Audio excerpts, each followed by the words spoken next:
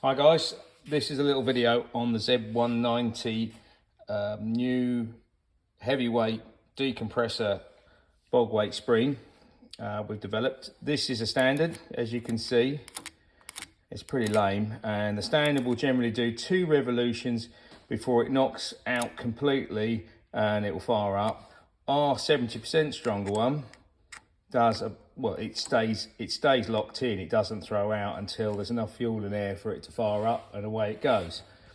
Disadvantage with it, you can't run incredibly low idles. Not saying you want to run really low, because the decompressor actually activates in and stops the motor, but we're trying to protect the engine for cranking, so that the engine, you can get enough revolutions going before it fires to take the load off the chain.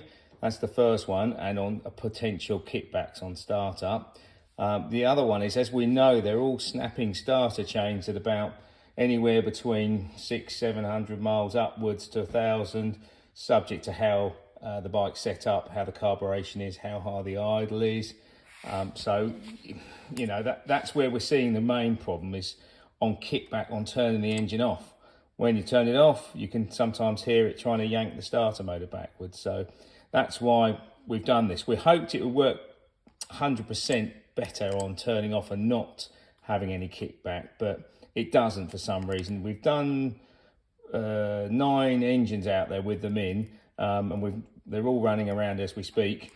Our test bike always kicks back. We don't know why. It's set up like every other one, but you're pretty much 90% of the time you turn it off, you'll hear it kick back through the starter motor. With the decompressor cam in it, it's probably 1 out of 10 times we'll hear it kick back. So it's a definite improvement. They're made in the UK. The quality of the spring is brilliant. We had no failures or snapping on them.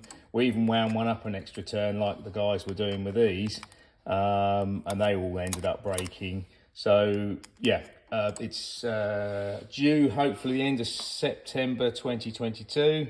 We'll hopefully be retailing them at about 10-12 quid. We're not sure yet on costing. We've had 2,500 made, so fingers crossed. Keep your eye on the site, and I'll do a video shortly on how to install one.